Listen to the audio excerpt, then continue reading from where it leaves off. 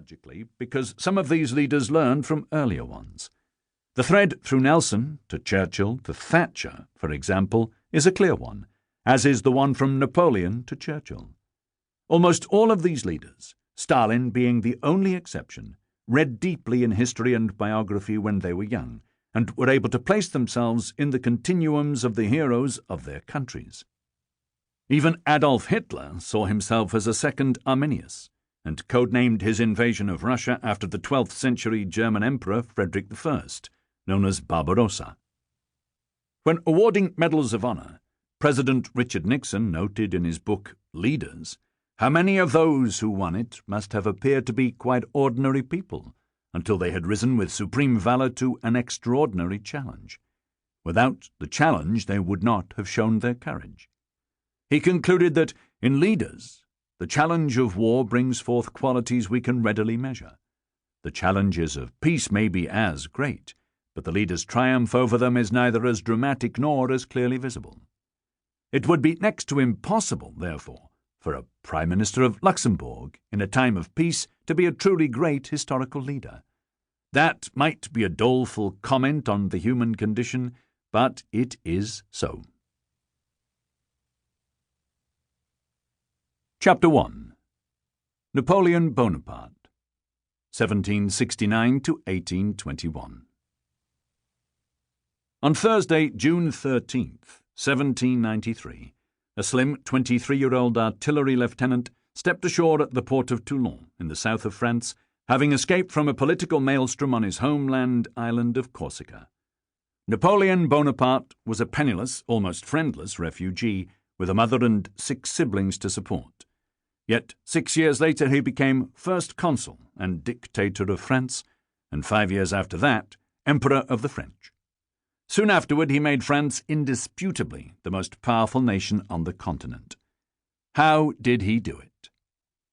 Part of the explanation was undoubtedly luck. Napoleon was fortunate to be 19 years old when the French Revolution broke out, allowing him to rise up the ranks of the French army to become a general at the age of only 24, in part because the aristocrats, who had hitherto officered the French army, had either fled the country or been guillotined. Napoleon's own noble background in Corsica was enough to allow him to be educated for free in pre-revolutionary France, but not enough to send him to the tumbrils. As well as luck, there was Napoleon's own fine sense of political and military timing and his utter ruthlessness.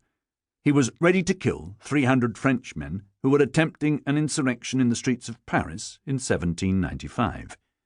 Yet ultimately his success depended on his techniques of leadership, which allowed him to become, in Winston Churchill's words, the greatest man of action born in Europe since Julius Caesar. That reference to Caesar was apposite, because Napoleon's leadership techniques were carefully copied from his heroes of the ancient world. Napoleon was an omnivorous reader from childhood, and devoured historical and military biographies in his father's large library in Corsica, and then at the 3 French military academies at which he studied from the age of 9. He came to see himself as a direct descendant, at least in terms of European imperial leadership, of Julius Caesar and Alexander the Great. This would imply a prima facie case of psychological disorder in most people, except that today Napoleon is indeed seen as one of the 7 classical great captains of history, alongside Alexander, Caesar, Hannibal, Gustavus Adolphus, Frederick the Great, and the first Duke of Marlborough. Napoleon had an extraordinary ability to inspire the soldiers of what he dubbed his Grande Armée to the extent that they would literally follow him anywhere. This would eventually include across the sands of Egyptian deserts, into almost every capital city of Europe, and through Russia's frozen wastelands. No one who has not experienced it can have any idea of the enthusiasm that burst forth among the half-starved, exhausted soldiers when the Emperor was there in person, a French sergeant recalled of the Battle of Leipzig in 1813. If all were demoralized and he appeared, his presence was like an electric shock. All shouted "Vive l'Empereur!" and everyone charged blindly into the fire. Small wonder, therefore, that Wellington considered that Napoleon's mere presence on a battlefield was worth the equivalent of 20,000 men.